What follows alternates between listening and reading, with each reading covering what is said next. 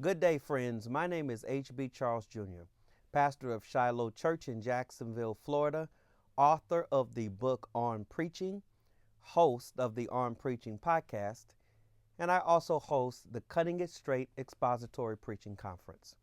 In this episode, I want to offer you 25 tips on sermon illustrations in 15 minutes. Yep, I said it. 25 sermon illustration tips in 15 minutes. In the sermon, you need to be featuring explanation, application, and illustration throughout the sermon. Of course, we need to explain the meaning of the text. We need to apply it to our hearers, but we also need to illustrate, to put windows in the sermon to help our people see in the sermon how the word works in the real world that they live in. The sermon shouldn't be without illustration. The sermon should not be marked by bad illustration. But what are the marks of good illustration in preaching? Let's go for it. First of all, use purposeful illustrations. That is, don't just use a story or an illustration because you ran across something good this week that you can't wait to use.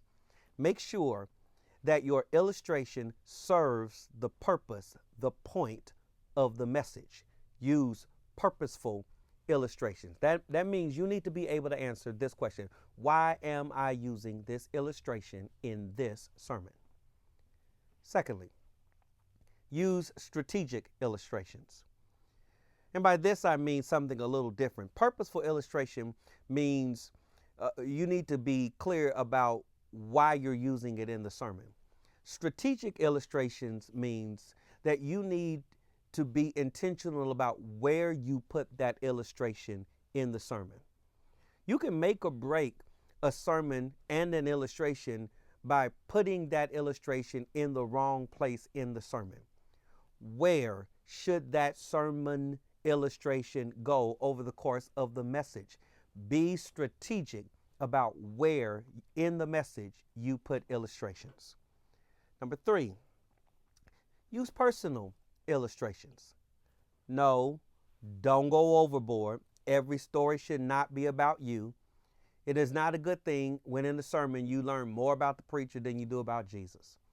And be careful of indecent exposure in that sermon. Don't go overboard talking about yourself in indiscreet ways. And don't be the hero of your own stories. But with all of those warnings and cautions, personal illustrations can be powerful, moving, and effective when done well. Number 4, transparent illustrations. And this is also what I meant by saying don't be the hero of your own story. Yes, thank God for that time when God answered that prayer in your life. But also be honest about the times when you should have prayed and you didn't. Yeah, tell that story about when you witnessed to the person on the plane and they gave their life to Christ, but also be honest that there are times you put your headphones on to make sure no one talks to you about anything. Be honest, be transparent, be candid in your illustrations. But next, let me say, use discreet illustrations.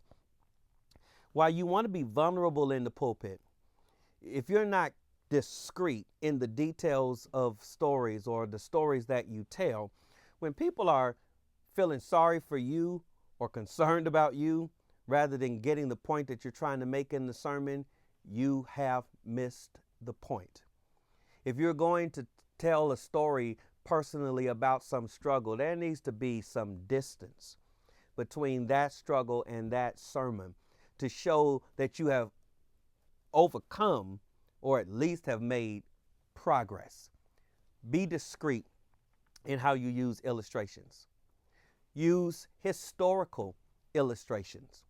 There's a world of material to be found in church history and world history. This is also where reading biography and autobiography can be beneficial. There is a Just consider biography and autobiography as illustrative material. Use historical illustrations. Likewise, use biblical illustrations. The best resource for sermon illustrations is the Bible itself. There is the principle of illustrative mention. For every major truth in the Bible, there is an illustration of that truth somewhere. And the beauty of biblical illustrations is that that illustration carries biblical authority and you're still teaching while you are illustrating. And then coupled to that, use contemporary illustrations. What events, what happenings, what news in the current contemporary world your people live in can be mined wisely and effectively to use for preaching purposes. There are things that your people's minds are already on, and you can use them effectively to draw their attention to the larger truths of the Word of God. Pastoral illustrations. And by pastoral illustrations, I mean that you need to illustrate as a pastor. And so there are some things you should not use because you are shepherding God's people in the truth. You want to sanctify the people of God. That there are movies and shows that your members would not be comfortable. There's music your parents in the church don't want their children listening to. Be pastoral means be careful about using that in the pulpit. If parents wouldn't want their children listening to that song, maybe you shouldn't be using that as a sermon illustration. Illustrate like a shepherd with the wisdom of a pastor. Remember, you're trying to build your people up in holiness, in maturity, and in godliness. So think pastorally about what you use and do not use in sermon illustrations. Relatable illustrations. What makes the parables of Jesus so powerful is that Jesus used relatable illustrations of things that were familiar to the people who were his hearers. Don't use illustration that is over people's head. Design illustration that speaks and relates to the members, the hearers, the people in the congregation to whom you are preaching. Use visual illustration. Sometimes an illustration is not a long narrative story. Jesus did tell longer story-formed parables, but he also used a lot of imagery, a lot of idioms, a lot of word pictures that really can carry the weight of full illustrations if it is done well. Remember, he is an effective speaker who can turn the ear into the eye. This is also a statement about how you tell illustrations, with action, with creativity, with visual words that picture the scene that you are describing. Use vivid illustrations to turn the ear into the eye. Use real world illustrations from actual events, from things that are true to life.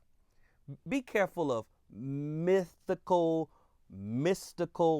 and made up illustrations. Strive to tell and use real world illustrations that are actual realities of the world that your people live in. Factual illustrations. If you are using some historical event as illustration or some contemporary news item, make sure you have your facts straight. Do not discredit your message by having your facts wrong. Coupled to that, use credited illustrations. Don't tell another's personal story as if it is your own. Give credit where credit is due. Don't plagiarize in sermon illustration. Interesting illustration. You have defeated the whole purpose of using illustration if you bore people with illustration. The illustration should catch attention, should pique interest, should get your congregation's attention. And so if you're going to use an illustration, make it a good one. Make it count. Use illustrative. Use interesting illustration. I would add to that you should use diverse illustrations. Use illustrations from various settings and sources. Don't be the guy who uses the sports illustration about his favorite team. Everybody knows he's going to talk about his favorite sport and his favorite team. We're glad that you are married and have a happy relationship with your wife and children. But every week should not be an update of the events in your family life as illustration in your sermon. Illustrate for the single and the married, for the young and the old. Seek to use illustrations that are diverse and various, that comes from various sources and settings. Use detailed illustration.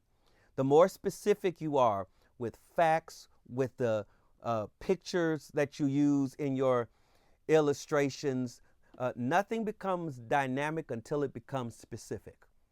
So use detail in your illustration to make your illustrations come to life.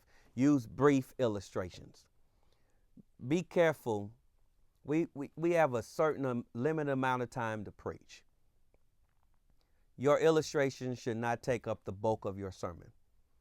The illustrations are not the sermons. They're just windows. Don't build a whole house around windows. Use them to shed light, but spend more time in explanation and application than you use in illustration. And one way to help that is to make sure you use brief illustrations. Use simple illustrations. Again, this is the beauty of the parables of Jesus. A man went out to sow seed. A certain man had 2 sons. These simple illustrations are profound illustrations that we are still studying 2,000 years later. There is profundity in simplicity. Use creative illustrations. Every now and then, do something creative that will be a wow moment, that will catch attention and drive home the truth that you're trying to communicate in the text. Use humorous illustration. Don't be in the pulpit trying to play a comedian. You're not a comedian. But humor can be the medicine that prepares for the incision in the surgery. You can use humor to make big points of hard truth. Use humorous illustration wisely. Use appropriate illustration. It ought to fit the subject of the sermon. It ought to fit the point of the text, and it ought to fit the congregation, the hearers. If you are preaching to youth, if you are preaching to unbelievers, if you're preaching to men, factor that in and make sure you are using appropriate illustration. Use practical illustration. If you do it well, illustration can be the setup for application. Illustration can be used to teach how to live out the life of the teachings of the text. Use authorized illustration. If you're going to talk about your wife and children, get their permission first. The people should not fear that if you talk to them in counseling, that what they've shared with you will end up in the pulpit. If you are going to use people from your life, from your family, from your congregation in that illustration, make sure you get permission before you do it. And then lastly, use prepared illustrations. Don't just try to think of stuff on your feet. As you prepare the explanation and the application of the message, work to prepare the illustration to make sure that it is fitting, it is helpful, it is strategic, it's purposeful, it is edifying to the congregation as you preach. There's a lot more to be said, but I hope those principles are helpful. You can find more resources like these at hbcharlesjr.com, or if you go to the HB Charles Jr. YouTube page, you'll find other videos like this and material to help you in your preaching. I hope you found this beneficial, and I hope you'll join us for the next episode of these On Preaching videos. Until the next time, friend, all the best.